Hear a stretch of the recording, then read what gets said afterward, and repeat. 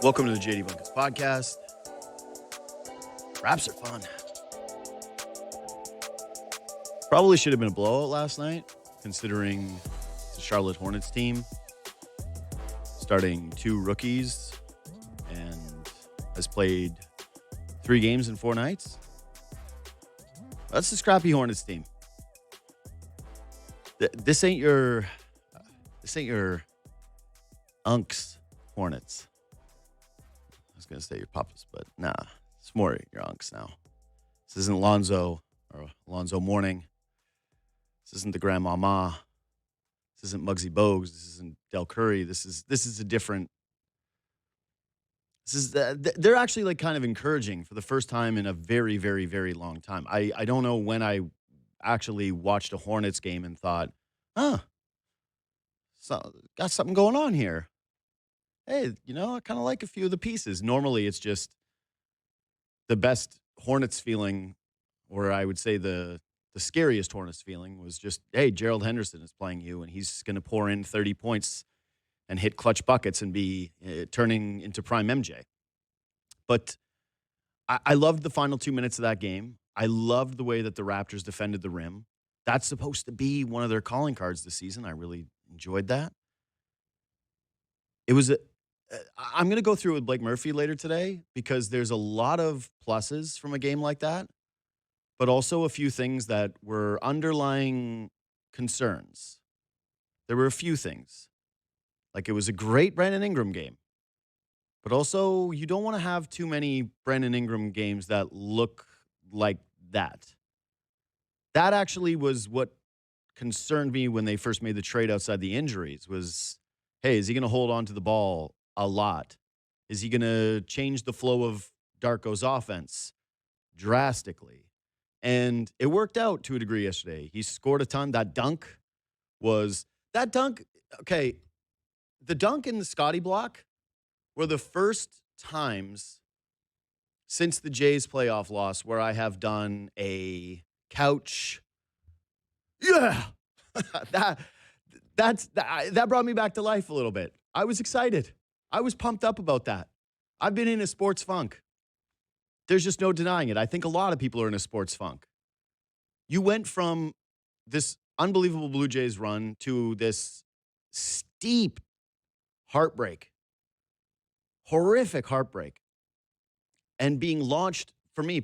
And those of you that are like what I would actually be if this had happened, where you just kind of took a break from sports, that to me is normal behavior. If you just jumped into the Leafs and you weren't collecting a paycheck like I was, curious decision. Diehard, sicko. Good for you, kind of too. Yeah, it hasn't been enjoyable.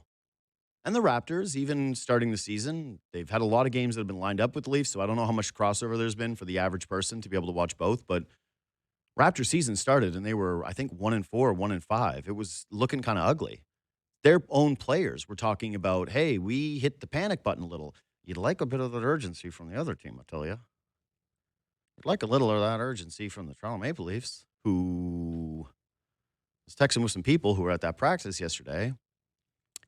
And there was one tweet that was put out that was, it was Anna Duo. She said, an intense practice because Craig Berube told these guys basically bleep and work. You got to bleep and work. You got to commit to work. And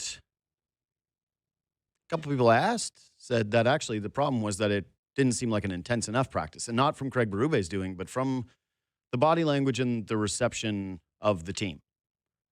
So anyway, more Raptors talk later today, but yeah, they're exciting. There's something to watch.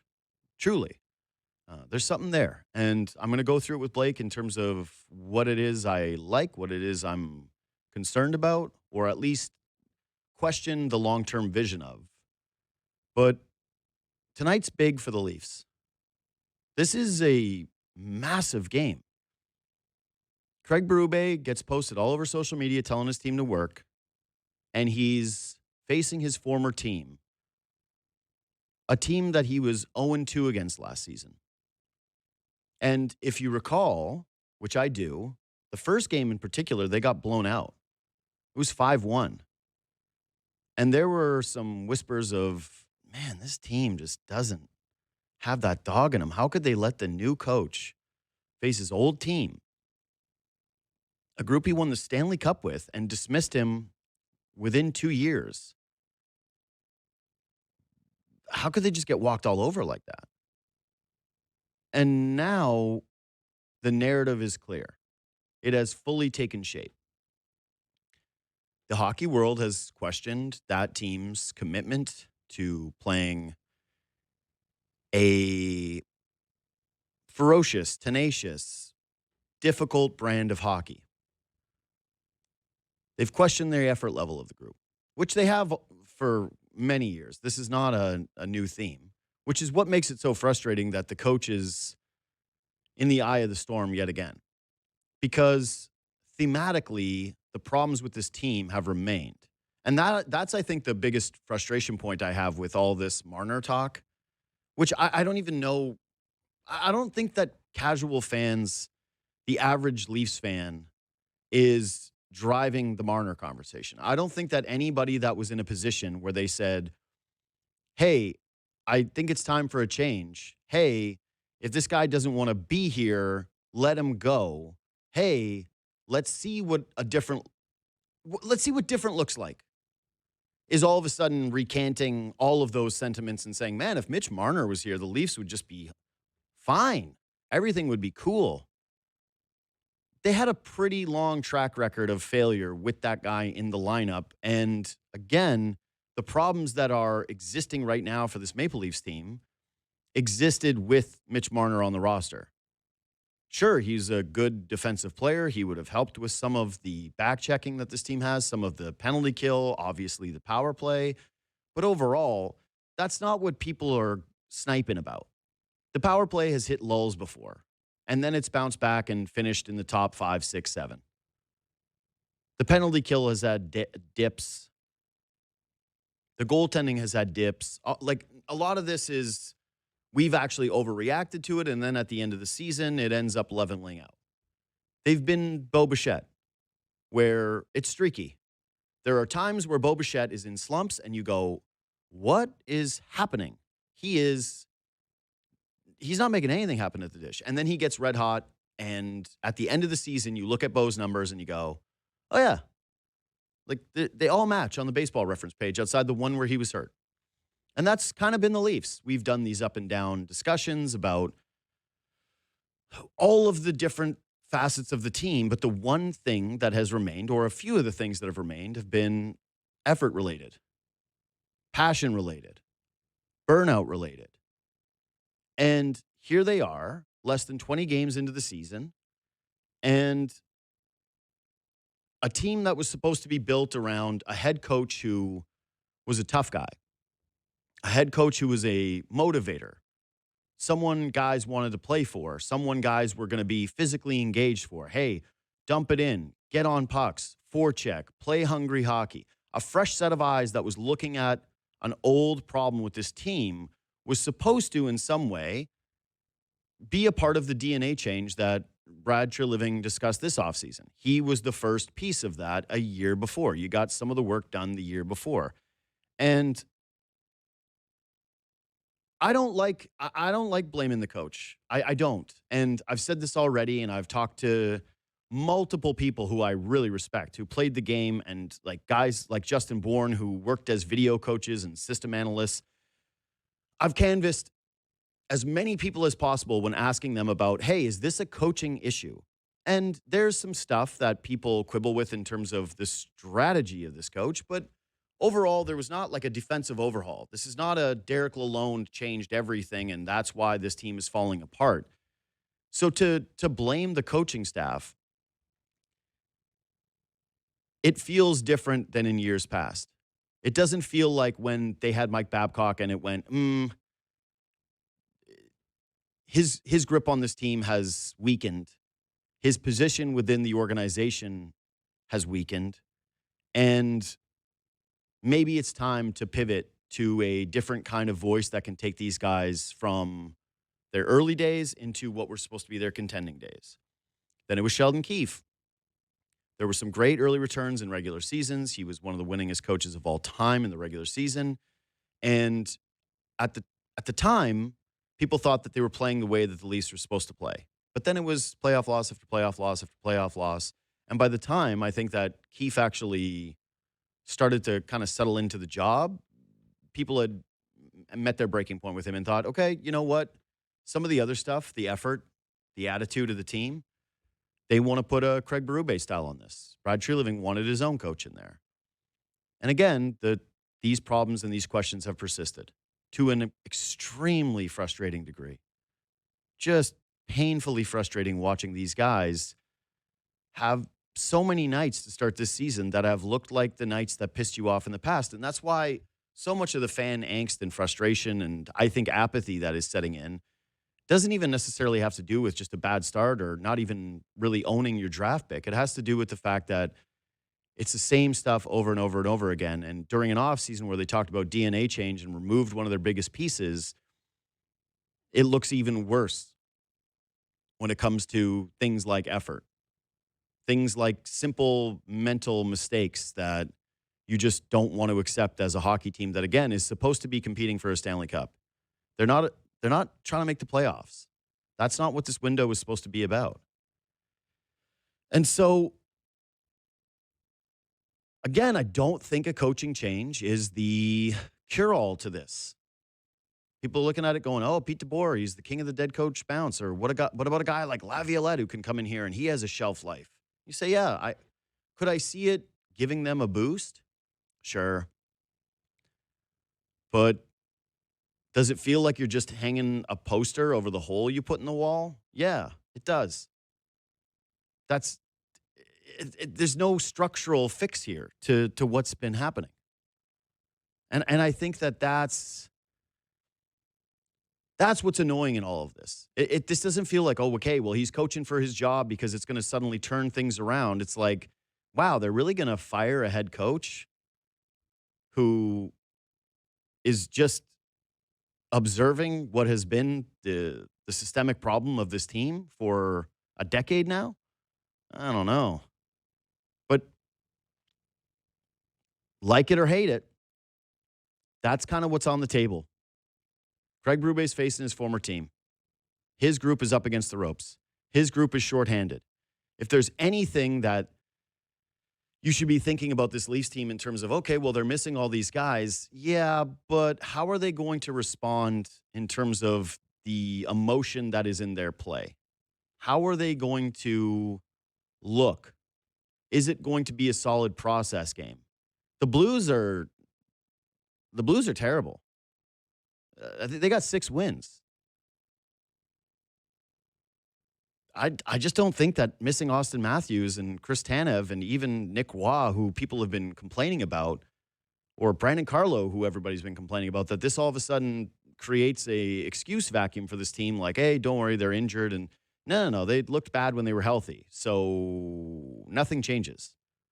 If the Leafs get blown out tonight, it's going to get loud when it comes to whether or not their head coach should remain with the hockey team.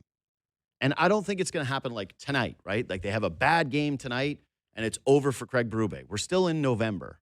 And even when he was fired from St. Louis, it felt early. And I think that was like mid-December. I actually looked it up in preparation for our next guest, but I forget. I didn't write it down. But this next stretch, 4 of your next 5 games are against some of the worst teams in hockey. No Matthews, no Carlo, no Tanev, no Lawton, no Stolars, no Roy, no excuses. They've got to get some wins. They got to play hard for their coach. Otherwise, I don't think that he's going to. I don't think he's going to last beyond those 5 games. Andy Strickland is a NHL and Blues reporter. He is the host of the Cam and Strick podcast, which is excellent. They get a ton of great guests. Andy joins me now. What's up, buddy? How we doing? JD, all is good, man. How are you? Welcome to Toronto, our beautiful city. Enjoy the library tonight. Like, you are going to have one hell of a time at that raucous arena that is full of fans who are just dying, chomping at the bit to watch this hockey team right now.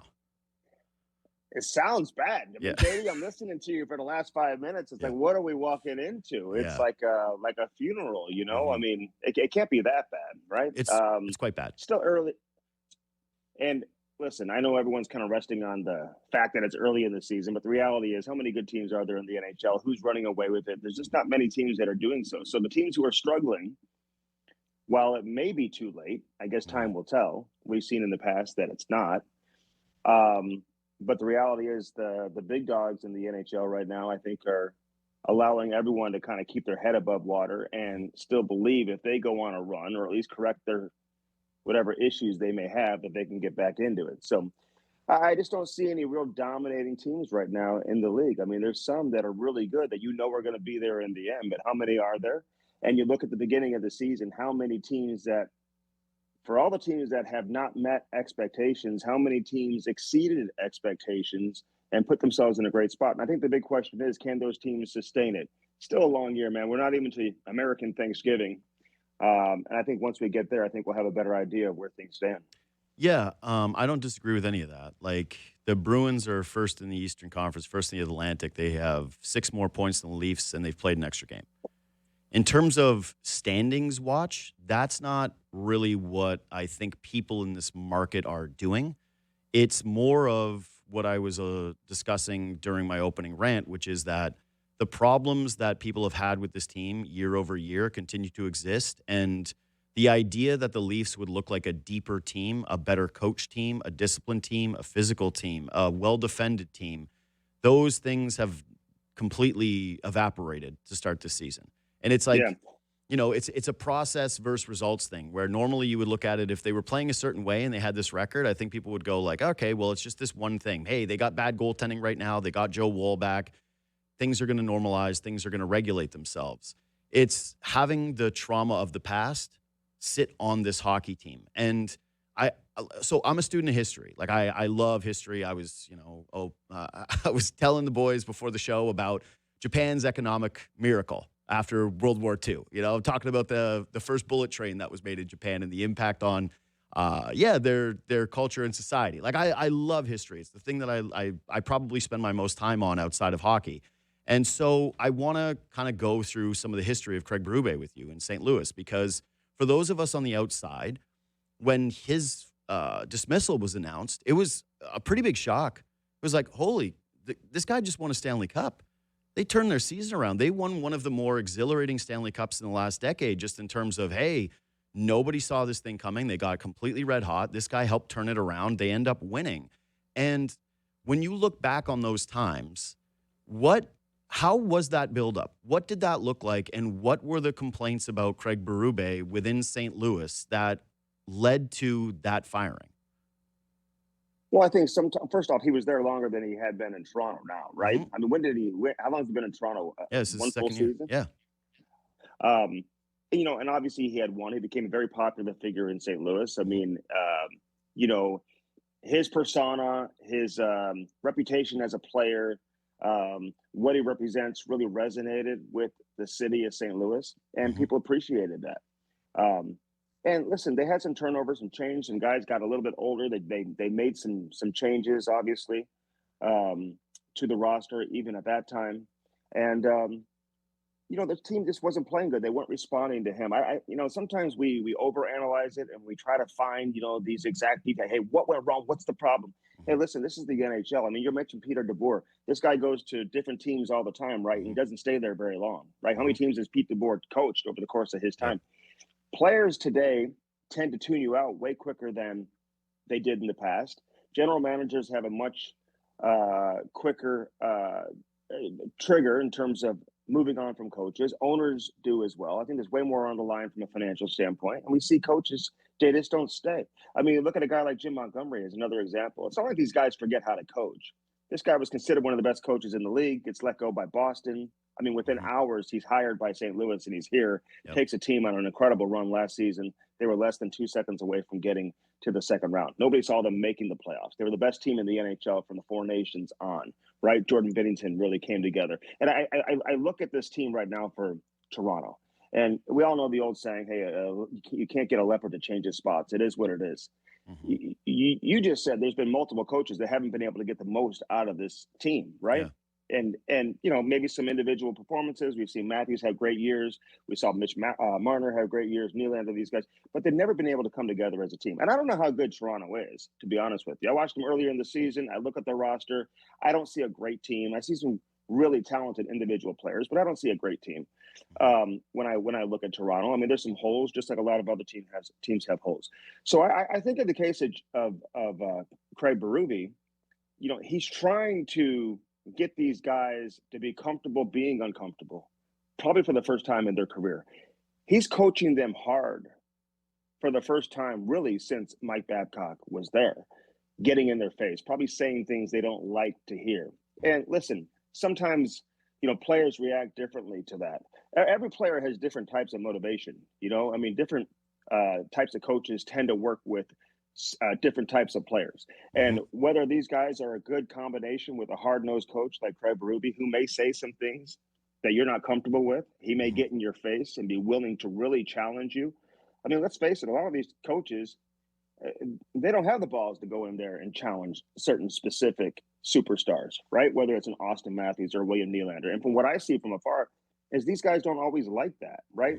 I mean, some players like to be challenged. Ryan O'Reilly, he liked to be challenged, Braden Shen doesn't mind being challenged, It may not be the same thing for a guy like Jordan Kyrou. He didn't love always being challenged, right? Some players react to it a little bit differently. So I think he's trying to find that rhythm, and I think that sweet spot within this group in terms of what works, and it's just not working right now. You look at the analytics, it's not great. They're giving up way too many goals, much like St. Louis. Goaltending's everything. You get good goaltending, all of a sudden you see a great coach. You get bad goaltending, we see a bad coach. Goaltending's everything. It's a quarterback play in the NFL. And if you don't get goaltending, then everything else tends to trend in the wrong direction. And I think that's what you're seeing there with Toronto. I mean, you look at the comments from William Nylander recently. He said, well, we're not playing great defensively, but at least we're scoring goals. That's not a winning mentality. And I think that's something that Craig Berube is trying to bring to the table for Toronto, is trying to get them to understand what it takes to play winning hockey, because it's not just about winning in November and December. He's trying to create a culture and a team that's capable of winning when it matters the most, which is in May and June. You got to win in November and December to get there. I understand that, but sometimes that mentality has to change. And when the focus is still on scoring goals and not willing to sacrifice a little bit of offense, which you don't even necessarily have to do to play good team defense, but you can't cheat the game. And I think when you do that consistently, you end up on the wrong side of things and you end up losing a lot of games. And listen, you guys are in a loud market. I get it. There's going to be a lot of noise, and it's always pointing towards, listen, you point towards the coach. That's professional sports. We see that all the time. But you bring on another coach, what's really going to change? I mean, I guess it could, because we see that in the NHL far too often. You make a coaching change, all of a sudden teams tend to take off. And we've seen that over and over here in St. Louis. And maybe that would be the case in Toronto, but I find it hard to believe that he just forgot how to coach. But hey, sometimes the combination between a coach and players doesn't always work. It's not always a great fit, and we'll see if it corrects itself here in Toronto. Well, listen, I agree with a lot of what you're saying. Like, there's no doubt Toronto had some of the best goaltending in the NHL last season. They had this incredible tandem of Woll and Stolarz, and I think Stolarz finished the season and with the highest goals saved above expectation. Like, it was phenomenal for them. And it was a huge part of their success. But they also limited rush opportunities and kept more shots to the outside. That has not been the calling card this year. And the other piece of it has been, okay, Toronto's scoring goals, as Nylander points out, but they're also finishing at a rate higher than any team in the NHL. Like, they're not doing it where you're looking at them every single night saying, oh, wow, they're trading chances and they're just not getting the stops. They're not trading chances. They're routinely getting outshot 2-1. Like that's happening a lot over the course of this season. And so where I find the criticism to be fair, like I agree with you that I said I equated it to, you put a hole in your bedroom wall as a kid or as a university student, and then what was your move? It wasn't like to call your dad or to be like, I got to repair this myself. I got to learn how to tape. It was, no, you are going to put a poster over it and hope nobody notices until this becomes a real problem down the line. And that's what I think ultimately a coaching change would be for this team, especially considering, like you said, they've had multiple voices in that room. But it just becomes a point of desperation where you say, well, we got to try something and we can't make trades, and especially the Leafs, who have zero asset pile in order to do anything drastic.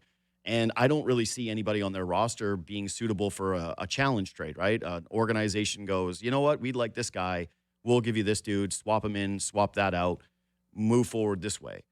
Where Berube, I think, does own a part in this is, well, one is if the message just isn't getting through and he's hammering these guys and they've stopped listening, and then you go, okay, well, clearly somebody else needs to come in. But two is that strategic emphasis that I'm talking about. The idea that they are not supposed to be a team that takes a lot of shots, that they are not supposed to be a puck possession team, and one that does concede a lot to the other team. And so, yeah, like when I'm looking back at the St. Louis stuff, I think it's important because a coach, just like anybody in life, should be able to take from their past, learn from it, and apply things moving forward that help improve the way that they thought something should be done. And so why I'm kind of asking you about looking back is, were these the same issues to you? Because, yeah, there was the Kyrou stuff in terms of like losing the room or losing a player, but Jordan Kyrou's back in trade rumors. He got healthy scratched again this season. So it's hard for me to be like, well, that's a Berube thing. That seems to be more on the player than it does like some kind of systemic problem with him losing the room. But the strategic stuff in terms of the way that people were perceiving the way the Blues are playing,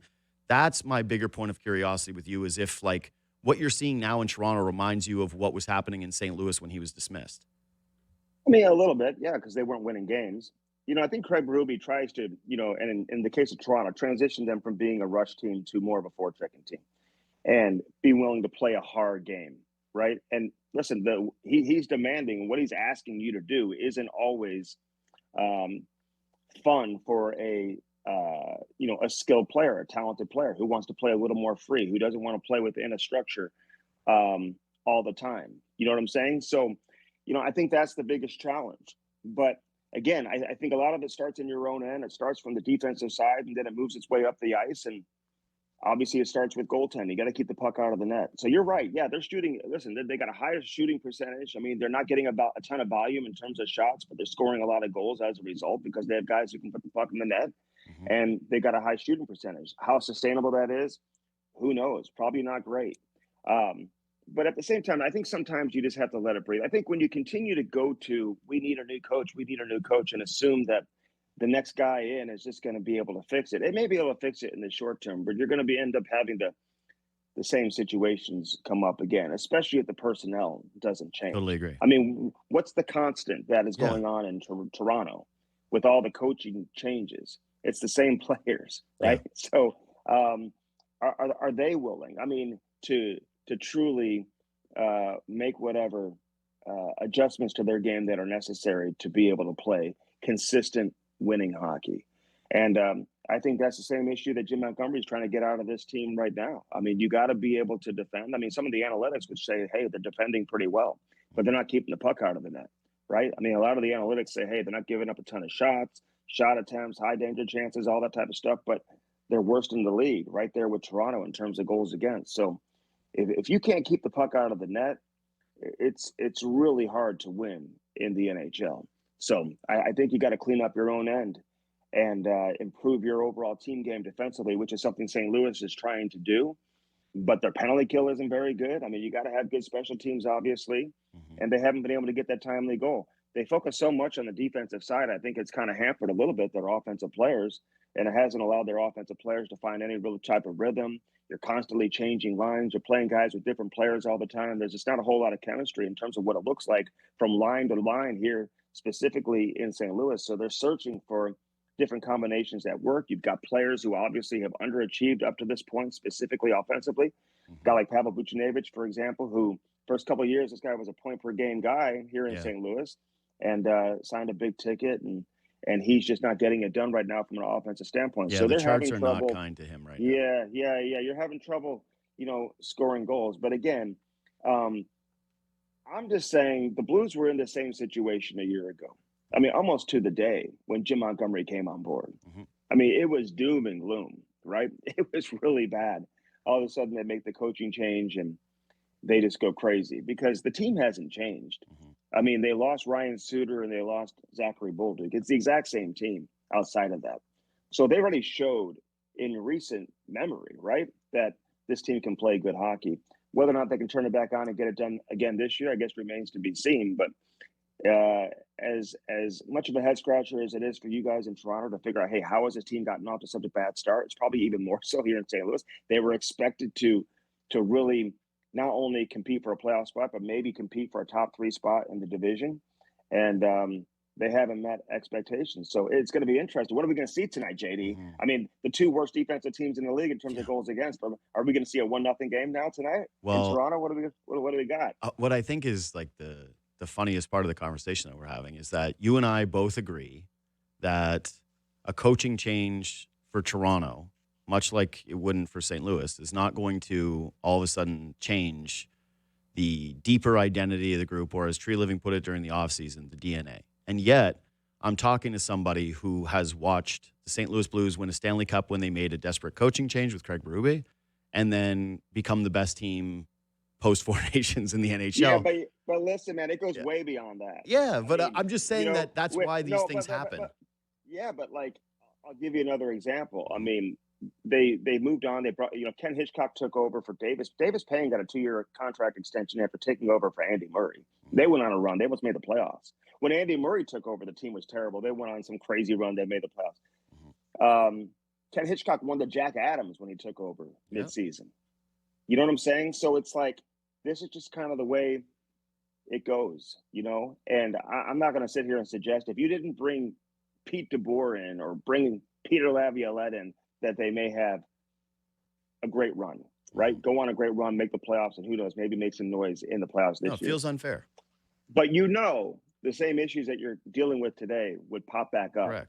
And whether it's next year or the year after that, but it's only a matter of time before it does. So you can keep changing the coaches. I'm just not a big advocate of it all the time, especially when you have legitimate head coaches. You guys were screaming that Craig Berube was like the perfect guy to come in front. This is exactly what we need. But again, they need this guy. I don't think that this is like the media and the fans that are like belting out that this is a Craig Berube issue.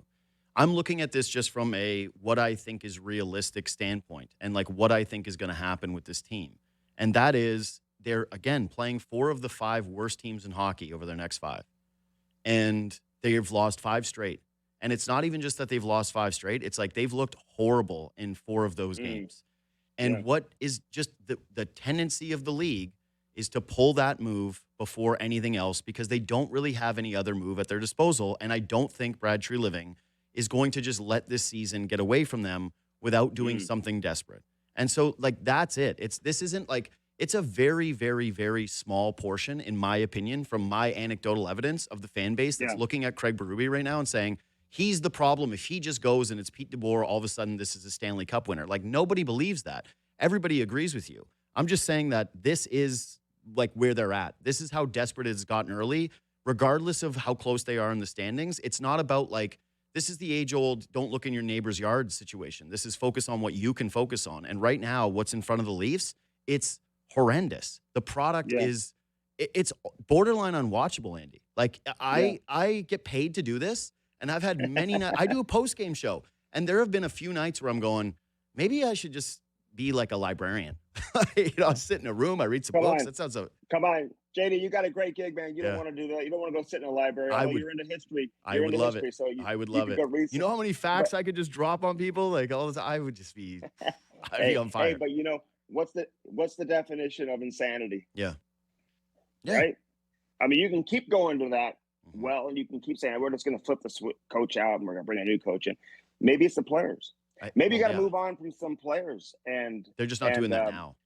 Make some tough decisions and really look at it from that standpoint. Okay. I'm not going to sit here and say that if you didn't make a coaching change, that it wouldn't help put a Band-Aid over the issues. For sure. In the short term. It might. But long term, we'll be back here having the same conversation. And you'll be working in a library, JD. So don't do that, okay? Okay, I know you got to get to the rink, but I got 2 quick ones for you. One is just, like I mentioned, the Kyrou thing. And I watched some clip from it was a St. Louis radio show.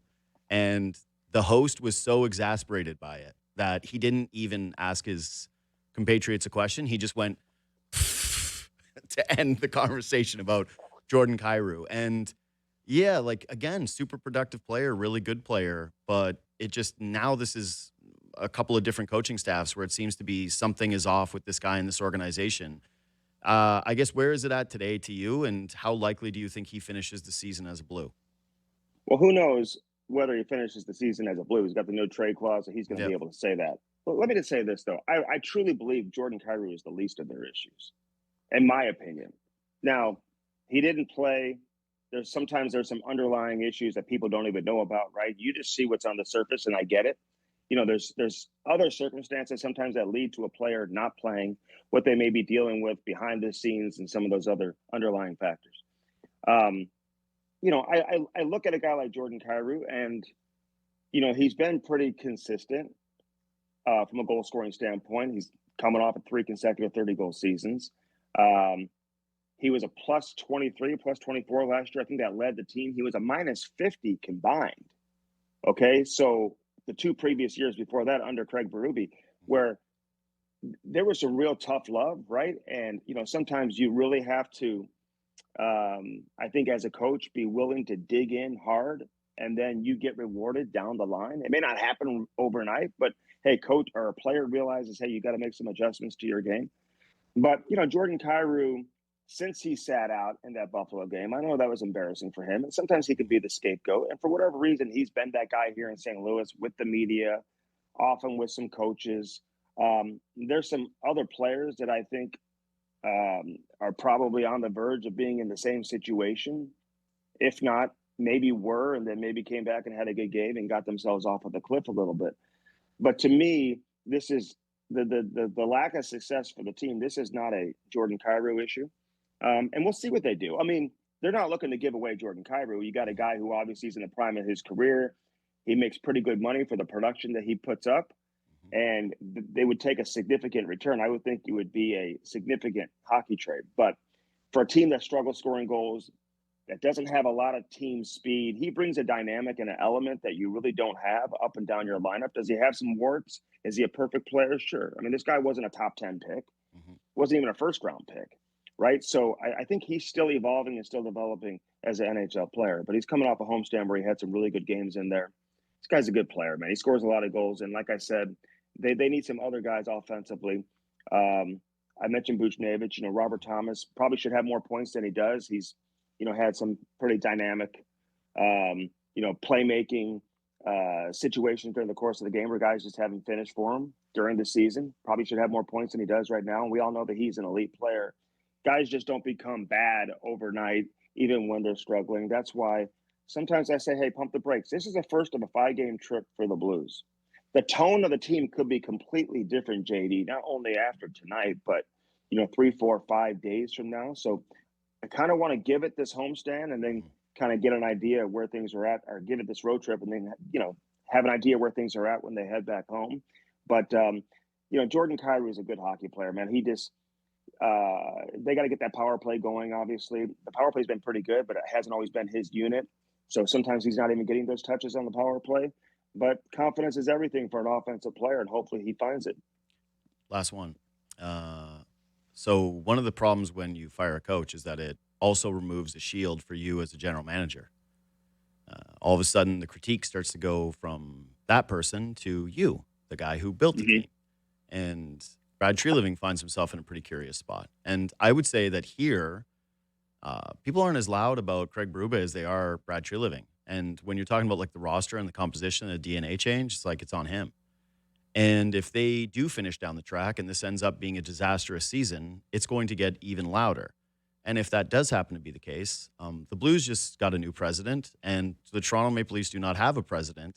And there's a certain guy that works over there that is pretty popular around these parts and has been rumored to these parts basically as long as I've paid attention to the sport. Like, hey, Doug Armstrong.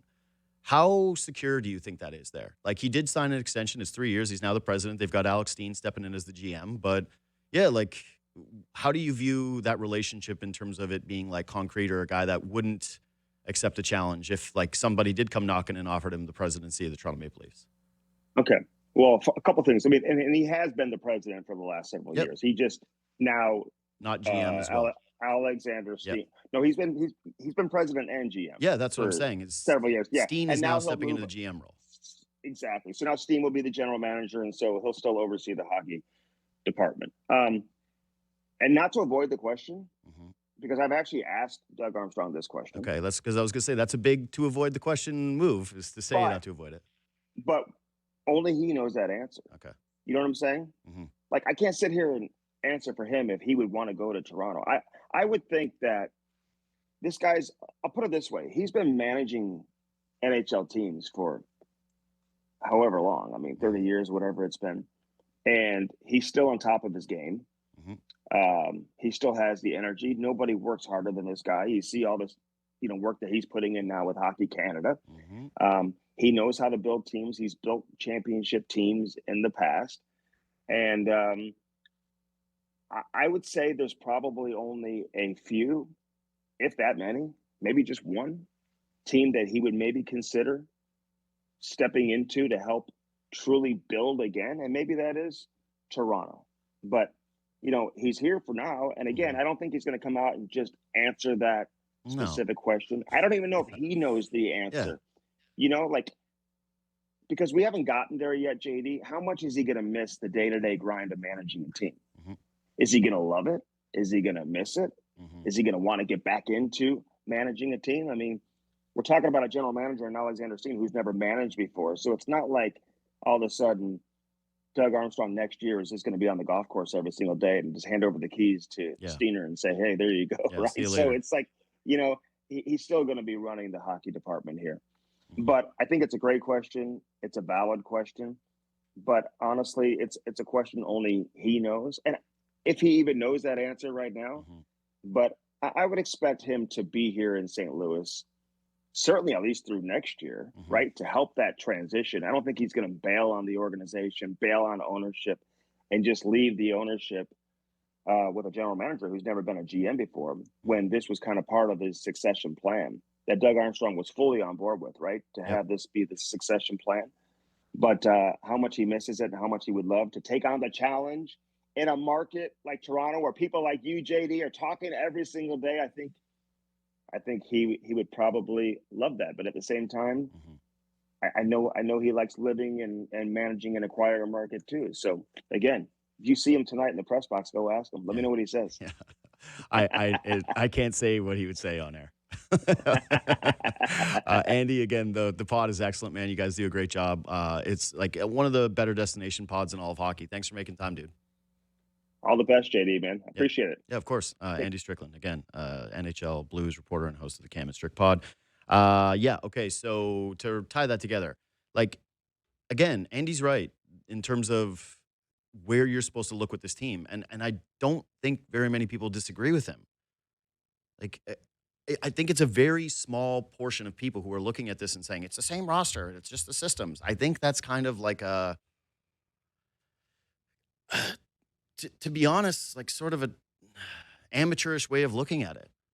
It's pretty clear if you've watched this over a long period of time why the frustration has reached the levels that it has and why it isn't just people in the streets calling for a coach's job. And like, frankly, as difficult as this market is, there's so many voices, right? There's so many people that talk about this team, whether it's fans or media or whatever, that every once in a while you get like a fire the coach thing and whatever. But do you really think this is a fire the coach market? I don't. Personally, I don't. Maybe it's because there's no NFL football team here, but I'm trying to superimpose it on a football team. Like, I talked to Brady Quinn yesterday. They just hired Raheem Morris in Atlanta, and everyone there is like, fire the coach, fire the coach, fire the coach. Different sport, whatever, more urgency, but that's not, in my experience and in my personal opinion, that is not the de facto move of everybody that is here, and especially right now with this hockey team. But I can't help but look at the schedule and the way that they're playing and say, you come out of these 5 games, and it's the Blues and the Blue Jackets for 2, and Washington's in there. Montreal, a rival who's beat up, who's missing 4 guys, and you don't have a winning record, and things don't look like they're starting to turn around from an effort standpoint. It's very difficult for me to see any coach surviving that. Subscribe to this podcast, leave 5 stars, reach out anytime on Twitter and Instagram at JD Bunkis. I'm going to take a quick break, and I want to touch on Shadeur. So I didn't do this with Brady Quinn because I don't view it as one of the major storylines from the NFL weekend. Shadeur Sanders replaced Dylan Gabriel against the Baltimore Ravens on Sunday afternoon. And he didn't perform very well. Threw an interception, which Lamar immediately gave back. I think finished with just a handful of completions, one of which was a first down that was called an against all odds completion on third down. That was a 2-yard pass that got taken for 10. And this might sound hypocritical because I am a takes guy. Like I view myself as an opinionist. That's what my job is. That's what my role is at the company. It's not my actual title, but that's what I do, is I provide opinions. And sports are a live in the moment thing. And I do think we, at times, take it too seriously through the social media lens. Like the way you react in the moment to something is not necessarily supposed to be telling of how you feel about something even 3 weeks from now. You're supposed to vent watching a sporting event. You're supposed to feel frustration. You're supposed to feel like you're going to plan the parade or tear it down to the studs. It's just a part of being a sports fan to me. That's the way I think it kind of should be. It's freeing and not have to be measured against every little thing that you've ever said, but whatever. That's the world we live in now. But I find the Shadeur discourse to be weird. And I know that that's not saying much because it's been weird for a while now. You got like Mel Kiper crying at podiums that he's not getting drafted. And there's a huge element of the conversation that has been centered around race and whether or not Shadeur is treated this way because front offices view him as too cocky, and that's like a cultural issue versus what the NFL actually stands for, blah, blah, blah. Like, all that aside, I feel bad for the kid because ultimately he is a kid. He's been in the limelight for his entire life. He's had all these people saying, like, he's the next great one, right? He's Tom Brady's protege, and he has this really uncomfortable moment where he falls in the draft, and everybody talks about, wait, wasn't this guy potentially a top 5 pick, and how is he ending up in what was, I think, the 7th round to the Browns? I can't even remember. Who cares? It was late. 5th round pick, right? Starts the season as the 3rd quarterback on the depth chart for a Cleveland team that doesn't ever get quarterback play. Like Derek Anderson and Baker Mayfield. That's my lifetime of watching the Browns in terms of a quarterback that had some juice. So naturally, a tortured franchise with a exciting quarterback prospect, a controversial quarterback prospect would get a lot of air. That I get. But what I don't understand is like this rush to be right with Shadeur. That feels different than with other quarterbacks. Like, for example, J.J. McCarthy. He won a national championship with a loaded Michigan Wolverines team. And some people had questions as to whether or not he should be a first-round pick. A lot of people, myself included, had questions as to whether the Minnesota Vikings, a team that looked like they were in title contender window, should be pivoting off of multiple veteran quarterbacks and not exploring the market more aggressively in order to hand the car keys over to a guy that was hurt for the entirety of his first season and had those question marks. And with McCarthy, you can say like, hey, we're going to make up our mind about this season and whether or not it was the right decision. But the idea that you are cementing his career based on his first 5 starts is met by everyone as ridiculous. Who would do that? Very few. Very few people would do that, where they would be like, yep, this guy is just not it. He cannot perform.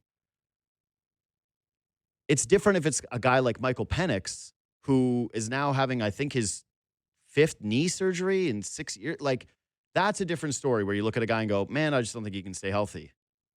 But J.J. McCarthy, I don't really see. I see people rushing to be right about them making a mistake to hand him the car keys this season. I don't see people rushing to say this guy can or cannot have a career. It's over. It's done with. And with Shadeur, that's the way that it feels. And I don't get it. I see like Josiah Anderson like tweeting about how much credit he should be due for making the start. I see Cam Newton coming up with conspiracy theories like Kevin Stefanski's trying to throw this kid's career away because he doesn't want to coach. Kevin Stefanski's on the hot seat. He wants to win football games. I don't think he really cares if Shadeur Sanders is amazing. Like, I think he would have gone to him. I think it was pretty clear based on the way that he performed in that first game that, like, yeah, he's not really NFL ready. The game speed is too quick for him. And there's this conversation about first-team reps. Like, oh, can you believe they didn't give him first-team reps? What team is giving quarterbacks a ton of first-team reps? That's not been an issue or a storyline to me ever before. But then conversely, there's the other side where it's like, see, he's a bum. See, he can't play.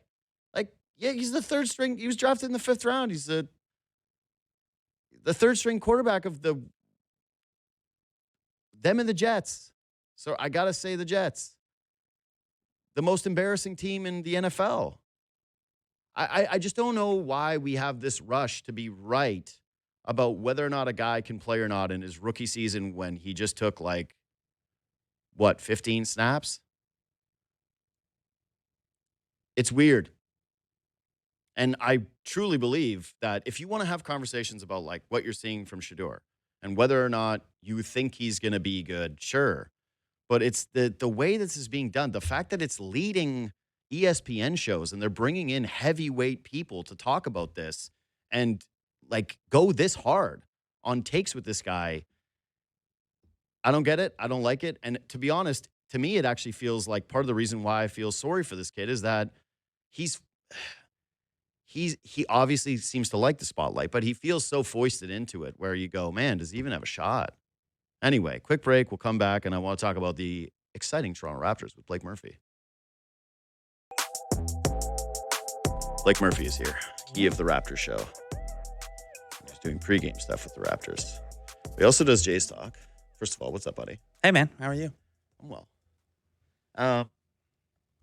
I'm a little better because the Raptors are actually fun, and I'll get into that. But you're a Blue Jays guy, and you've flipped back into your just like I'm a Raptors only role, so you probably haven't done any Jays takes in a while. So we want to start with this with you, which is like just your overall feeling right now about free agency, and if there's one guy in particular that you really care about and really want. No, there's not any one guy. Like, it's a pretty deep, and deep's not the right word. It's a flatter free agent class. Like, there's not like one guy and then everyone else. There are a lot of interesting starting pitchers, and I would like the Blue Jays to get at least one of them. But yeah, I mean, a free agency as a whole, like the Jays are in such a good position. It's such a weird thing being like a basketball and baseball guy, because if there were 2 weeks of offseason in basketball and your team had done nothing, you would be losing your damn mind because the offseason is over and all that's left is like mid-level guys and minimum contract guys. Like Mamu is like the last guy left on the free agent pile at this point in the NBA offseason. So it's weird to be like 2 weeks in, Jeff Passan's like just dropping his like, here's an offseason preview. Well, we got Josh Naylor. Yes, that's 5 years, 93. Yeah, so it's a Santander deal basically. Yeah. Although no deferrals, but so that's it. That's all we've gotten like the Padres signed their 6th starter to a new deal. Great, cool. Yeah, and we got the Shane Bieber opt-in. But yeah, you're right. It's extremely early. I will say that I've never been more grateful for it. Okay. Because the Leafs stink. And the Raptors, they have, I think, a lot to prove in order to win over this market. Yeah. And people are coming off of this heartbreaking loss. And from a just like engaging sports conversation, right now, my sense is people want to know what the Blue Jays are going to do next, more so than they are interested in whether or not the Raptors win 9 of 10. How do they solve Ryan Kalkbrenner? Yeah, exactly. String it out, you know? Let it run through December. Let it run through January. Do you remember when we were doing the morning show and there was the lockout? And like it was the only time MLB has ever really had like a fake deadline for signing. And there was like a week of shows where I think the Gosman thing happened. Yeah. We got a bunch of stuff. And then there was just like nothing for like 2 months. Yeah. It's like, well, you don't want that either. No. You don't want the 2 months of nothingness leading into pitchers and catchers. No, just like I said, do kind of what you've been doing right now, which is once every week, sign one guy. Yeah, JD know? gets one Jays day a week, Like, and to mix what- in with Raptors and Leafs in NFL. the only frustrating part about this is like, and I've got Jim Bowden tomorrow, right? And Nice. I'm excited to talk to him because he knows a lot of things. And it feels like a lot of these insider pieces or these reportings that you get excited about and you go to click on it and you go, ooh, this is like kind of an interesting little nugget, that it turns out to be, well, another executive said the Blue Jays should be aggressive. And you go, yeah, okay. Like, I find that the Jays, the baseball ecosystem has figured out that the fan base is rabid for content. And if you can just throw their names into the mix of every single player, that you will do clicks and views and, get the attention of this market, this country. Like, we saw the power of this country with the World Series ratings, right? In North America, the way that they boosted up, it surpassed Yankees Dodgers. So it's difficult for me going through all of this pile and saying, hey, what is real and what actually isn't, and then canvassing people I respect, and they're kind of giving me back like, expect Shapiro and Atkins to just be themselves and not to go outside their valuations, and don't expect the splashes. And then the rest of the world is being like, splash, splash, splash, and try to just ride the line between those two. It's also like even before getting into the Jays market will eat that stuff up and give you the clicks and stuff. It makes it like the team that came one out shy of the World Series has a lot of money. Yeah. And like, it's a cool place to play. Like, why wouldn't you throw their names in? Like, these guys got to be tired of just being like, well, the Dodgers. Yeah. I've said now, the Dodgers, if you go there, it should be treated like the KD championship. Yeah. Like, you get no respect for being a World Series champion on the Los Angeles Dodgers anymore. You join it, like, if you're Kyle Tucker, do you want to be KD? Do you want to have everyone go, cool, you're on the team, I guess? But do you want to be Harden? In terms of just like No never ring? win? Yeah. I watched Harden last night. He tried to get the Maury revenge game. He was on fire to start, and then he did his Harden thing where he gassed out. He's such a hooper, man. Here's a 40-point triple-double, and I don't miss games, and I play 38 minutes every night, and it doesn't really matter, but I just love getting buckets. He gassed out. Yeah. And that Sixers team is actually going to be facing the Raptors next. Tomorrow, yeah. Yeah. And it presents kind of a fun game. Like, I'm assuming that Embiid will play in it because they did the load management for him last night. He's missed a couple in a row, so I don't know. But my thought was that he was supposed to be, like, fairly close at this point. Yeah. I don't know. Maybe he doesn't play, but either way, like, the Maxey thing is real. He's becoming a very good player. The rest of their lineup kind of leaves a lot to be desired. There's a bunch of dudes on their team where I go, I don't know who this is, which is never great for somebody like me who actually follows the league fairly closely. But yeah, okay, so they've got this game coming up to sort of, I do view it as a bit of a measuring stick game for where they are, because the schedule is light and they've got a bunch of teams that are like the Hornets. And I do want to talk a little bit about last night in terms of what I was seeing in some of because last night was a good example of things I'm really encouraged about with this team, but also some of the flaws that I see with the group as well. Yeah. Because the critique was, well, it should have been a blowout. It's a Charlotte Hornets team that's playing 3-4 and has a bunch of rookie starters. And a bunch of guys injured. Yeah, just an overall not an overly inspiring team, which I kind of disagree with based on the way that Charlotte's started the season. They've been good. I mean, this is what I did my pregame hit on. Is that like they're not as bad as 29th in half-court defenses. Like, Kalkbrenner can protect the rim a little bit. Konkanippel, like, even if you were high on Konkanippel at draft time, he's been way better out of the gate than even like optimistic optimistic people should have been. Like, even like Sion James is probably like a rotation guy. Like, don't know if he's a 35-minute starter. Like the Hornets have to use him, but like, and this is all without like Brandon Miller. Josh Green is in there, so like they'll be all right. They're better than 4-10. I love Con. Yeah, he's great.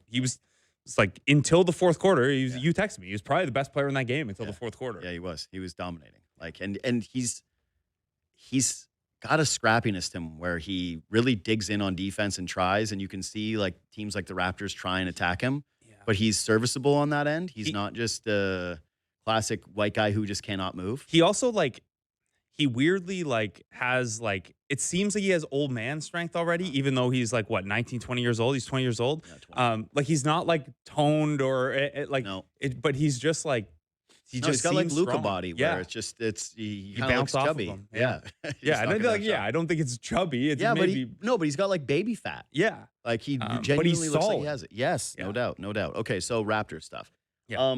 Brandon Ingram had a great game, right? Yeah. Beautiful dunk, great block down the stretch that basically sealed the win. The Scotty Barnes block too.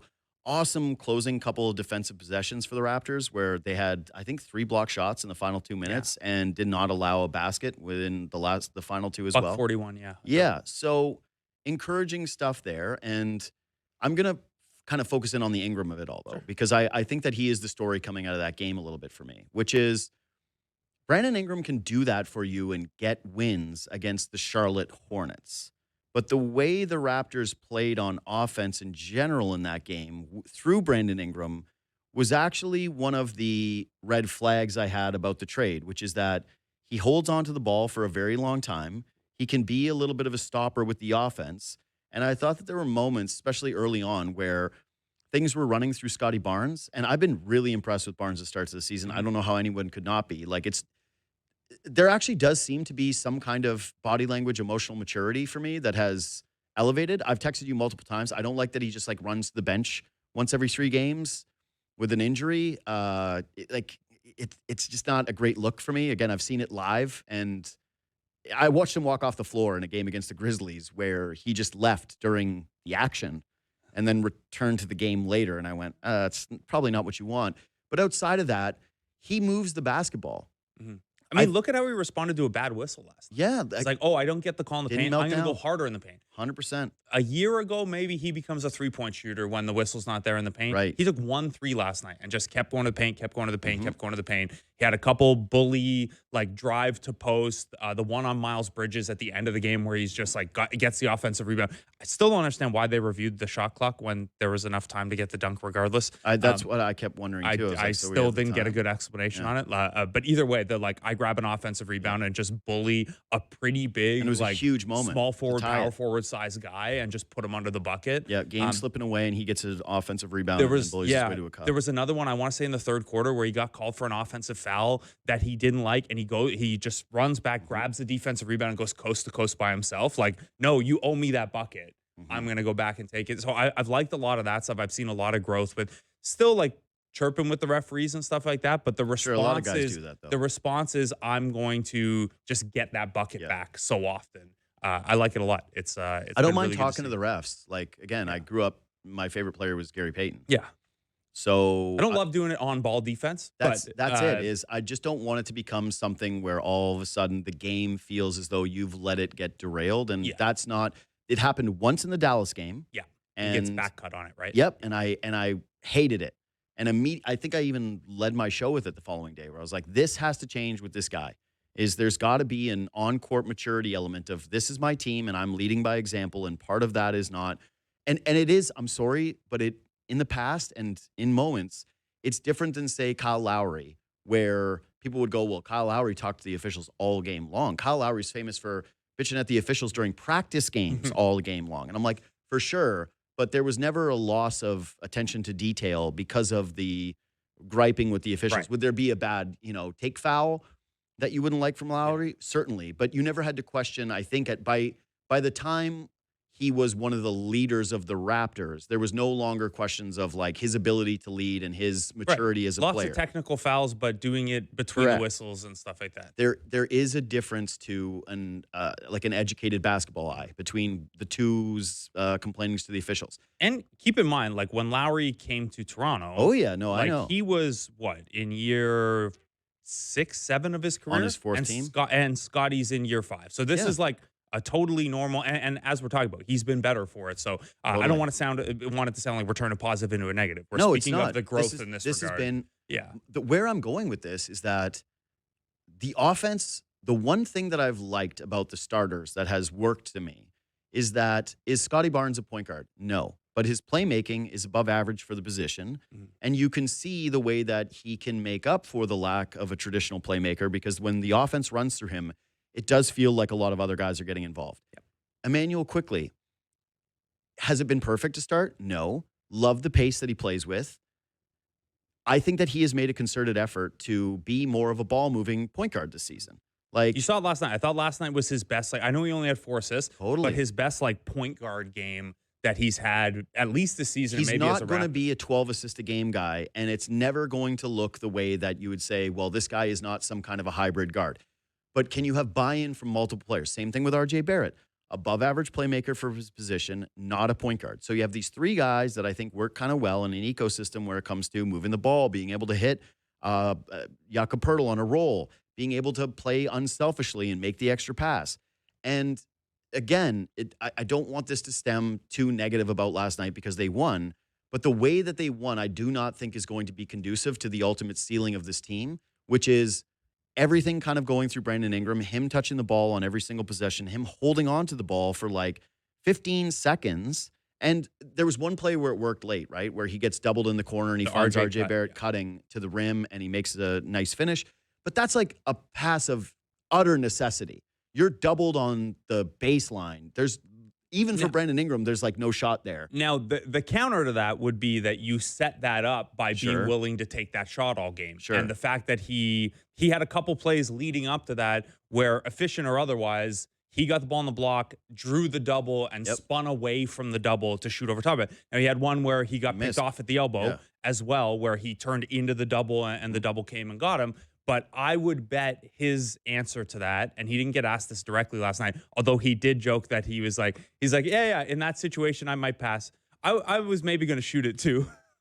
But I wonder if, his thinking on that is like, you only set that up by being willing to take that shot such that they have to send the double team. And that's the only way the RJ cut gets opened up. If they don't double you, that RJ cut's not there. And then your only option is the one-on-one fadeaway. Yeah, except for here's the truth of the matter is that he's going to draw doubles no matter what because defenses are already geared to the fact that like he's going to be looking for his own offense. This isn't going to be a shocker where, hey, it's only been established because he's taken 20 shots throughout the game that he's going to continue to try to shoot. No, but I mean like big picture. Like he has to take X amount of those game to game for defenses to still respect it and open that up. So I didn't think he was particularly like he used 29 possessions yesterday to get 27 points. Like I don't think it was a particularly efficient game. So I get what you're saying. Yeah. I do think there's an element of he's got to take some of those, no question, to keep it open. No question. That my argument here is not Brandon Ingram should not have isolation plays drawn for him. My argument is never going to be when you acquire a player like that, especially given how bogged down the Raptors offense has looked the last couple of years in the half court, that they didn't acquire this guy to be able to be a shot maker. And I look at his game, and a lot of it is actually pretty refreshing to me from the standpoint of being like, oh, cool, a guy that can get to the mid-range and knock down a shot, and it feels very replicable over and over and over again. It doesn't feel fluky. Yeah, there's some like him and Barnes stepping on each other's toes in terms of where they want to be. But at this point of the season, I've been pretty pleasantly surprised at how little that has appeared to be the case. Last night, again, despite it being an exciting finish, I don't think that is the sustainable way for the Raptors to win, and I do not want them to lean into becoming Brandon Ingram's team in the half court. I think that they actually still need to stay a combination of all of the players and have that at your disposal more than it feel like it is the basis of how you get baskets. And if you're going to choose to go that route, I think you're going to see a lot of games like you do last night where you're facing an inferior opponent, yes, coming off of the 5-game road trip, first game back at home, trap game against a team that's played 3 and 4. Maybe you're not taking that as seriously. Are you going to have games where you need to rely on that Ingram part? 100%. If that becomes your offensive identity, that to me is where it becomes a bit of a problem. Yeah, and I think that's fair. And I think it's, I know Brandon Ingram has been in the league a long time. So this sounds like kid glovesing it maybe. It's been 14 games. With this new team and with that starting lineup, they still haven't played a boatload of minutes together. Like I want to get there too. Yeah, they're the third most used lineup in basketball right now, but it's still like 150 minutes is not a ton. Like that's not even like statistically, we don't even look at the data really until you get to about 300 minutes. So it's still figuring it out a little bit. I think when I dug in after the trade last year, I thought there was more playmaking juice to Ingram than the Pelicans got out of him. Like him running pick and roll, we haven't seen that with the Raptors yet. Well, he like literally never played with Zion. So yeah, and it's interesting. Like you see flashes certainly in diving into the tape with the Pelicans, and you see him that pass to RJ on that cut was a really high degree of difficulty pass Mm-hmm.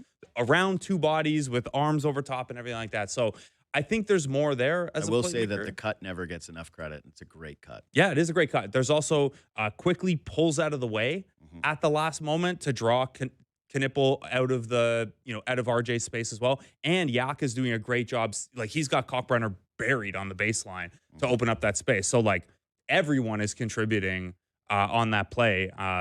It's funny how every time RJ does something like that too, one of the guys has to take a shot at him about like, well, RJ wants to score. So, of course, he's going to be, it's like, yeah, oh no, the guy wanted to score the winning bucket and cut into space.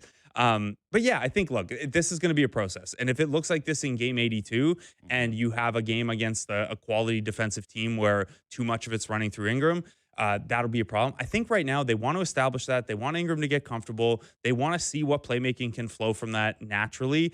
And the important thing is, like, the Hornets are a bad example of this because while they do some things well defensively, they don't have like A-plus defenders.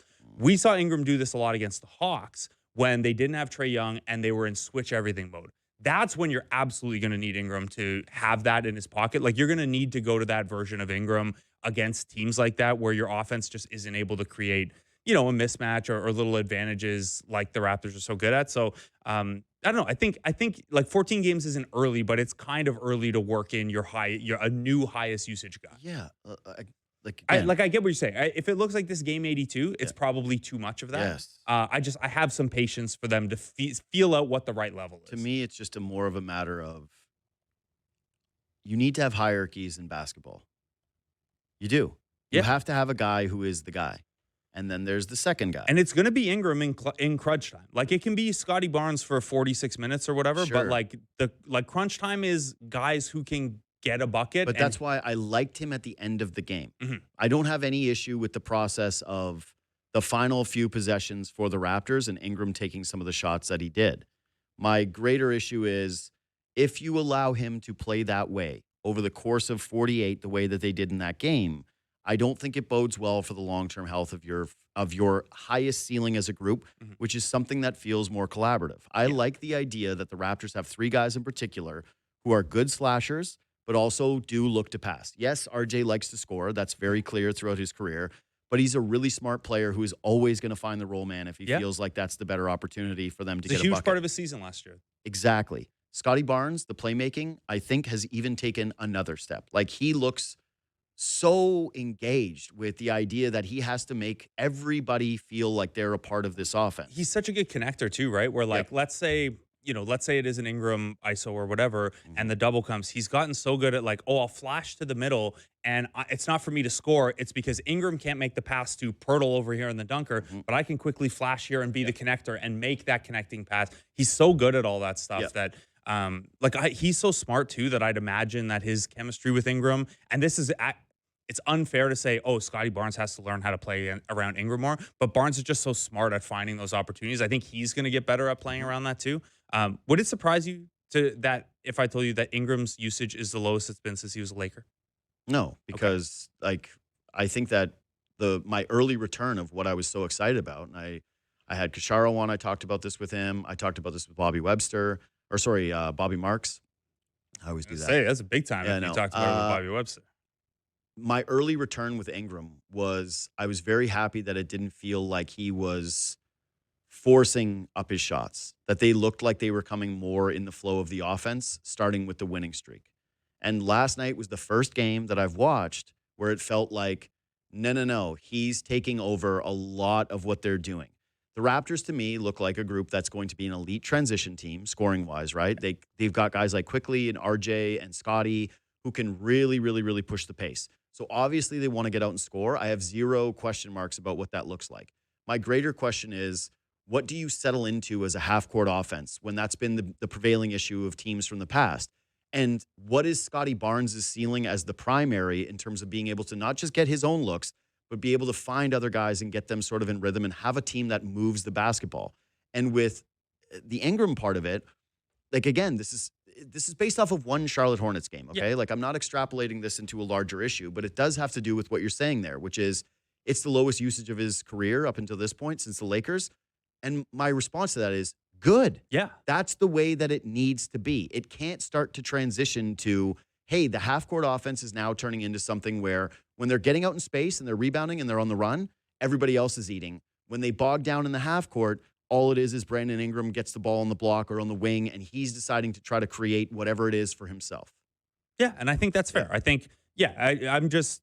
It's overly simplistic, but it is. No, like it's not overly simplistic because we've watched a lot of basketball teams like this, right? Like, Ingram and DeMar aren't like perfect comparisons for each other, but you ran into some of this stuff when DeMar DeRozan was the number one. I think it's closer though to not and like the idea that DeMar DeRozan was the number one scoring option and your most talented individual scorer, but Kyle Lowry was your best player, is probably a similar dynamic to what they're going to settle into with Ingram and Scotty Barnes, where Ingram is your go-to scorer, tie game, shot clock off. Ingram's got the ball in his hands for an ISO, but Scotty Barnes is the guy who makes everything work and is your best player, and he's going to be an all-star this year and things like that. So, I get what you're saying. Like I don't have the game log in front of me, but like I would assume last night was Ingram's, when you factor in turnovers as well, because he had 5 of those, it was his highest usage game of the season, and it wasn't the best the Raptors offensive look. It's looked better with Ingram on the floor than not, but they scored 110 against, and again, all respect to Charlotte because they're better than their record would suggest at this point, the second worst half-court defense in the league coming into that game. So I don't think, like, it's not entirely surprising that, now, the chicken or egg of, was the offense not that great because they ran a lot through Ingram, or did they go to Ingram more because the offense wasn't clicking? I think it was both. Yeah, it was probably a little both. I think it was a little both. And like, even when you looked at some of the runs that Charlotte made, right? There was a few moments where it felt like the Raptors were going to run away with it. Some of it was just sloppy transition play by the Raps and maybe like some missed threes, especially late, right? They got a couple of opportunities, but throughout the game, it did feel to me like the ball was sticking with Ingram too much. And when he would go a little cold, that's when the Hornets were starting to make a little bit of a run. And that gets me to this. So you mentioned how, hey, we don't have a big enough data set, right? Yeah. And fair. And that's the burden you must bear as an analytics guy, okay? We as sports fans want what thoughts are, and you guys are like, we need 300 minutes of them together. Yeah. We need 500. Well, it doesn't mean I don't have an opinion. It just means I'm not going to melt down over. Yes. Yeah. But some of the starter data in terms of the plus minuses have not been great. No, they played 100. The starting 5 as a unit has played 134 minutes together, and they are slightly negative. Yep. As a group. Not what you want out of your starters. And granted, some of this is they had that slow start, and you almost try to wash out the first 6 games of the season. Yeah. But even if you do that, they're not a top 10 starting unit. Right. And like Pirtle has had a couple of at least halves where it looked like it took him some time to get into it with the back stuff. I think RJ's dealing with something the last couple. He doesn't look physically.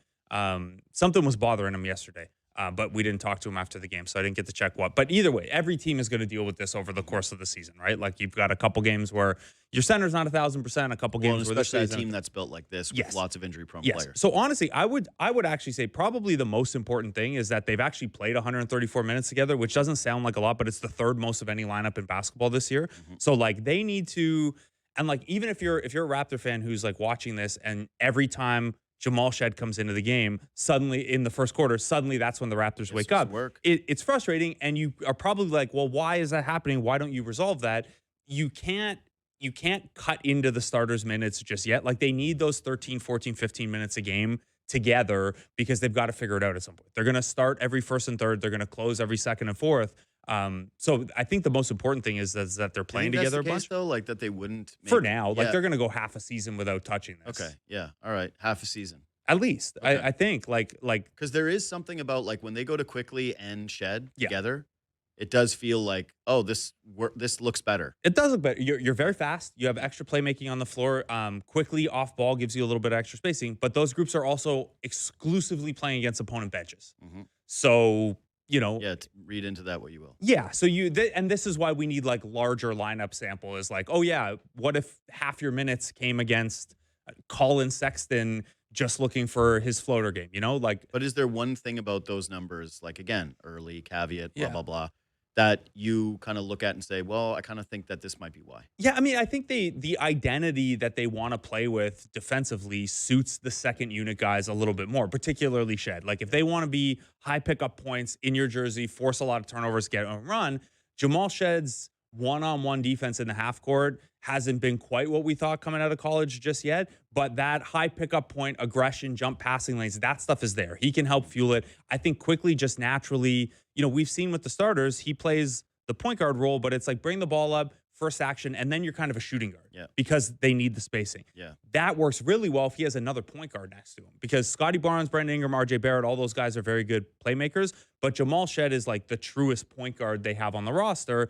Punch the gap, get in the paint, make the first pass that you see. So I think that helps. I think, Grady hasn't been good, but teams respect his spacing. I have this as a secondary topic. Yeah, like he hasn't been good, but teams respect him still. So there's a little bit of spacing. So I don't know. I think it's a lot of little things. It's also like the starters have trended in the right direction. I didn't think the bench was very good yesterday. They had that good first punch at the end of the first quarter, and then after that, like they lost the Scotty plus bench minutes, which have been a pretty Mamu and Grady were disastrous defensively. Yeah, and like the Scotty plus bench minutes or Scotty plus IQ plus bench minutes have been like pretty consistently really strong, and they lost those yesterday. So I think a lot of it is like the ebbs and flows of early in the season, and also Jamal Shed's just played really, really well is a big part of it as well. Okay, so has anything surprised you so far this season? And if so, what's the biggest surprise? Not necessarily. Like I think probably the biggest thing, and this is an awkward day to do it because I didn't think he played very well yesterday or the game before, but how well RJ's been able to find his spot in all of this, because like we've talked a ton that like salary wise and luxury tax wise and whose contract comes up first wise, RJ kind of even feels roster fit wise when you look at some of the wings that they drafted Colin Murray Boyle, they drafted Grady Dick. They're still trying to develop Jacoby Walter, and I don't think he's a point guard. So is he? So like there are a lot of ways in which like RJ has the most writing on the wall, and then like stylistically he's a weird fit, but he's done an unbelievable job just like getting in where he fits in. Career low usage, career high efficiency. Again, yesterday aside, because and even yesterday, like he blew a couple transition ones. That's when I say I think he's dealing with something. So there's a caveat there, but that's probably been the biggest surprise is like RJ has been, of anyone on the team other than Scotty, RJ's been the least of my concerns. Can I give you my theory on that? Yeah. And this is, I think, a little surprising given the way that NBA players usually handle this situation. Right? Like RJ Barrett, and I'll even add the Raptors component to this. If you're a member of the Toronto Raptors and they're not dying to extend you, right? Like, again, this is the team that loves pre-agency. That's what they did with Brandon Ingram. Jakob Poeltl's not a free agent for 8 years, and they gave him an extension. Right.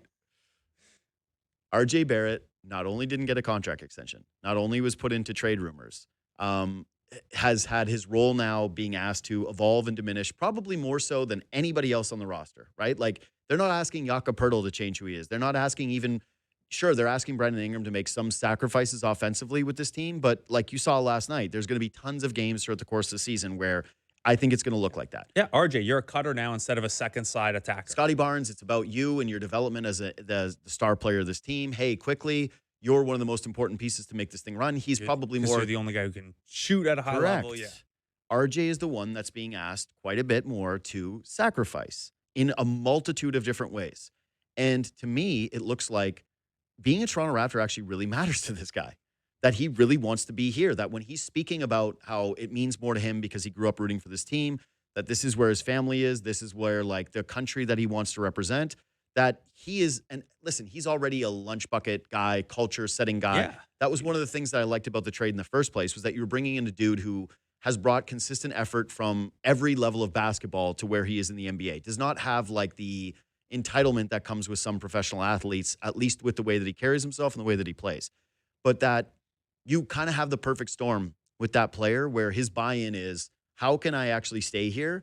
Not, hey, how can I prove that another team should want to come get me? And even if the other team thing is in the back of your mind, and again, RJ can't be a free agent for 2 years. Yep. He can't sign an extension now until the offseason, but there's still lots of time to figure that part out. But if you are thinking that far ahead, if there are still any teams out there that, toxic contract or negative asset, whatever term got used at the time of the Knicks trade with RJ, that is gone Mhm. because the way the salary cap has risen, like he's a fairly paid guy. And if you are a team that thought, well, RJ is only going to be useful in this role, he has to be a 26-27% usage guy. You have to put the ball in his hands a lot. He's not that great a 3-point shooter. So if the ball's not in his hands, where does he get his stuff? And he's now given you 2.5 seasons of, I'll just keep changing my role based on the roster, and I'll keep getting more efficient in that. He's And got I'll he's be got a versatile game. yeah. And I don't think that was entirely appreciated, because when you are a 26-27% usage guy as the third or fourth guy, like he was in the Knicks, like on paper, and even to watch it at sometimes with the Knicks, it looked a little awkward. It looked sometimes with the Knicks like, here's the Knicks offense, and then once every 4 times up the floor, here's something for RJ on the other side of the floor. And maybe that's a Thibodeau thing. Maybe that's, and like the Knicks try to work around it where RJ would lead I think the it was bench also unit. like a draft stock thing. And like what he meant to the And like it's a franchise. young guy thing. Yeah, He's still figuring it out. This is where, honestly, I think the role he's played on Team Canada over the years too probably helps with that, right? Yeah. Where like you have to play around Shea and Jamal Murray. And guys like I don't know. I have a lot of respect for how RJ has handled it as a dude, but also like he is a more versatile player and a different player than he was last year, which is different than he was with the Knicks. Like his assist rate is way down this year because they're just not asking him to initiate a lot. So his efficiency's way up as a scorer. It's I don't know. It's been pretty cool. It's probably the biggest surprise, and I don't say that because I was negative about RJ necessarily, but it's asking a guy It also a could have lot. gone a different way. Yeah. Like it really could have gone a different way, and it hasn't, and it's been purely positive. Okay. Yeah. Subscribe to this podcast, leave 5 stars, reach out anytime at JD Bunkis. Quick break, then what we missed with Blake Murphy. Also, the biggest step back for me of the Raptors season. We kind of talked about it. All right. Let's close this off with Blake Murphy. We'll do what we missed in a second. But I did have one other Raptors topic. And again, it feels weird when they're winning all these games, and I'm really hyper excited about a lot of it, and I'm bringing up issues that I have, but that's the way it goes. You're getting greedy. Well, This is what comes with you win more, you have higher expectations, you want even more. but that's it. And last year, at the very beginning of the season, I would argue that the story of the season was Grady Dick improving the way he looked in the offense. Hey, this guy can shoot off the dribble. Hey, he's not just a catch and shoot guy. Look at all the other things that he can do with his game. Hey, they're going to find out ways to make Grady a better defensive player, blah, blah, blah, blah, blah.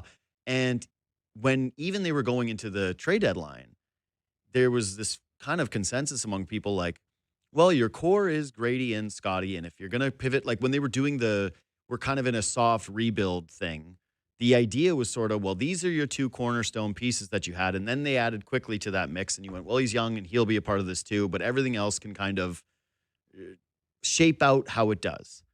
And it's not just like the minutes being down. It's the way he looks when he's on the floor. And I was bitching about this to the guys before the show, and I think I might have even sent you a text about it. I'm like, is it too much to ask for the 6'9" guy to try to rebound once in a while? Like, can he get up there? Can he try to box out? Can he contribute to winning in another way? I think that I'm seeing a lot of just standing around on defense, which, listen, I don't think he's going to be Scottie Pippen, but can you move? And He's 6'6", not 6'9". sorry, Yeah. he's got that crazy wingspan. He's only Yeah. 6'6". Yeah. That feels wrong to me. Yeah. Feels bigger, right? Yeah. He has huge wingspan, but either way, 6'6".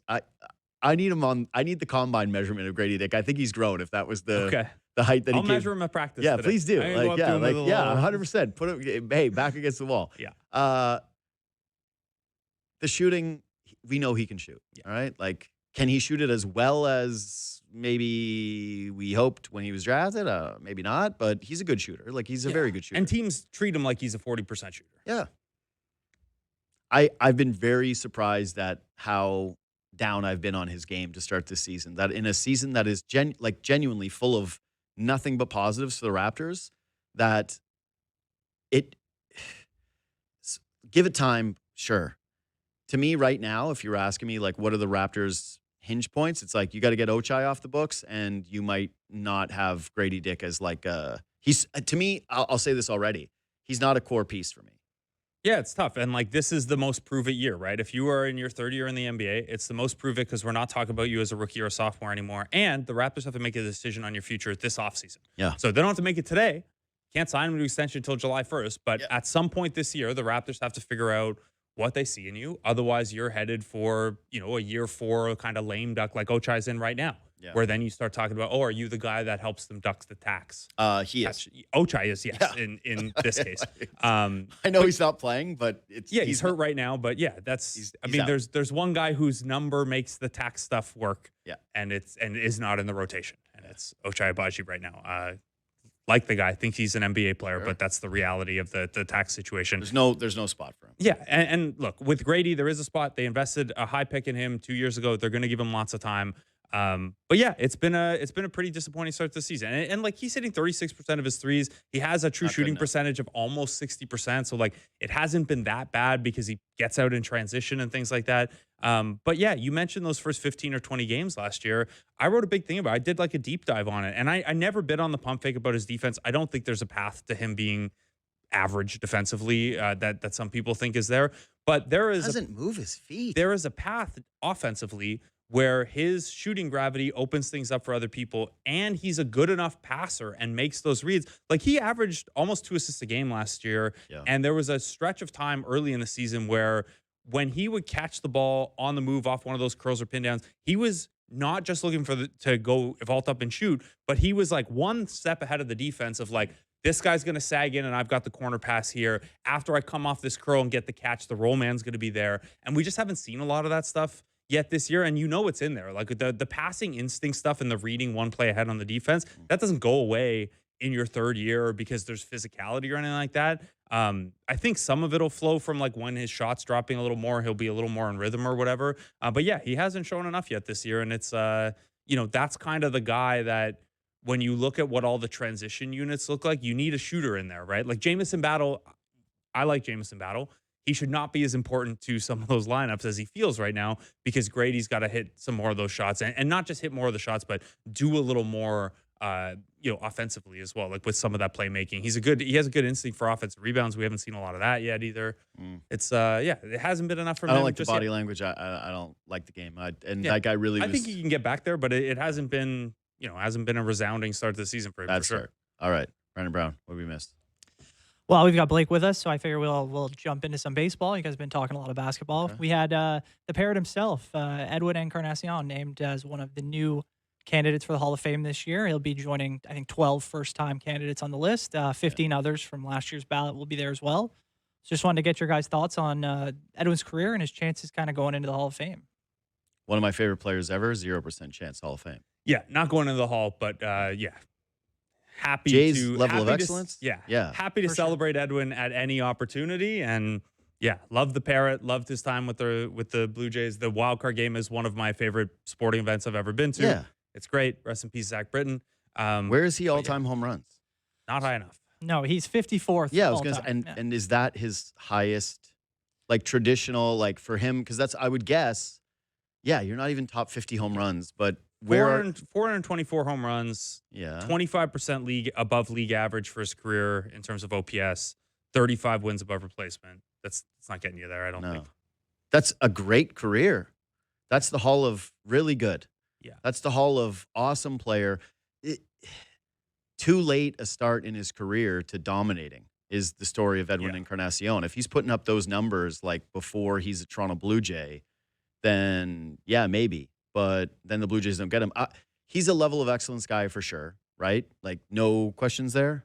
Yeah, I mean, he has some of the biggest moments. And Right. like people forget too, like there's the wild card home run, and then the bat flip home run is set up by an Like Edwin home run. Yeah.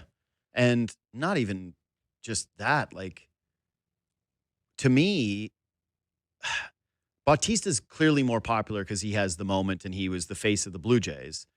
But there were Bautista detractors, okay? Like, Yeah. I remember Bautista detractors. You can say it now that you weren't one, but the North remembers. And I don't remember ever an Edwin detractor. Like, in terms of universal popularity of a Blue Jay, I would put him up against anybody. Like, if you were doing who are the most popular Blue Jays during their actual time with the team, like what it was like lived in the moment, Dude, remember how mad people were when the Jays didn't give him the 4-year, $80 million deal? I was. And like I was it mad. didn't end up aging particularly well, but he had 2 more really good Yeah. seasons on that deal. Like he had 127 RBI in his walk year with the Blue Jays. Yeah, I just want to say I was mad, and everyone was like, "When you get Nate Pearson, and how'd that work out?"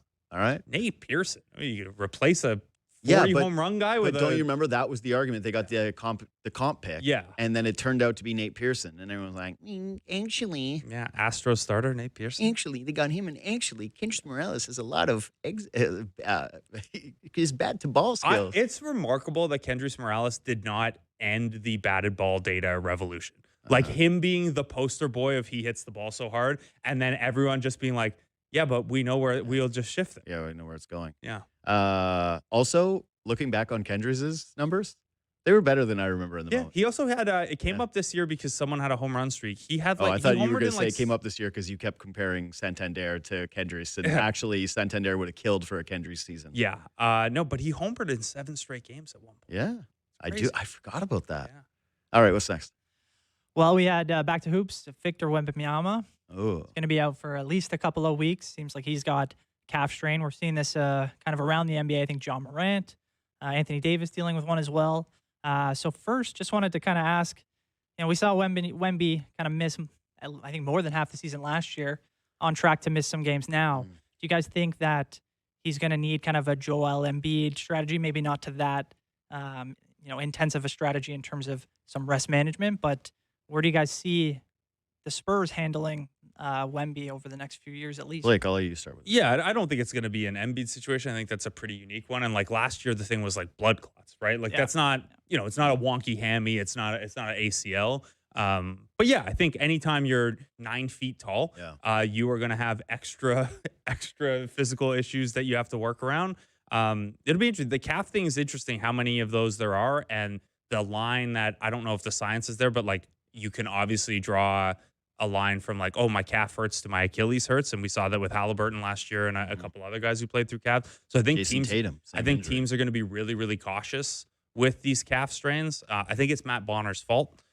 He was patient zero for everyone getting calf strains all around the NBA. So yeah, we'll hang it on him.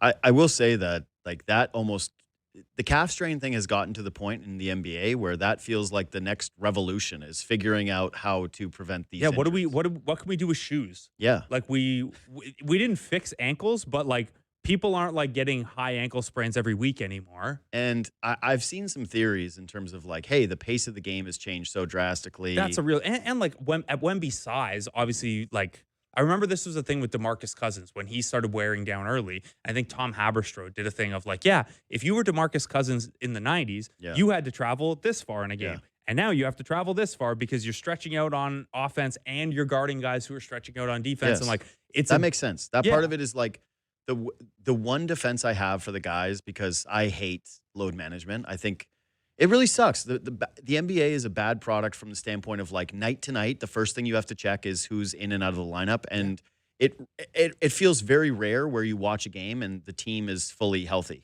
for both sides. And you go like, ooh, this is like a premier event. 2 NBA teams with all their players, like step right up. The defense I have of it, and that is the part of it that I think the older generation has neglected when it comes to how they feel about load management, doing the whole like we showed up to work. Charles Barkley likes to do like is your job harder than being a nurse? Is just the amount of travel these guys have, not like through the air. I mean, on the floor, how much more they are running, how much more mileage is on these legs, and how different the like pace and space era of basketball is from dump it down to Shaquille O'Neal on the low block and let him work. So I don't know what the solve is for that, other than like, yeah, maybe there's less NBA games. That's never going to happen. Anyway, we got to run.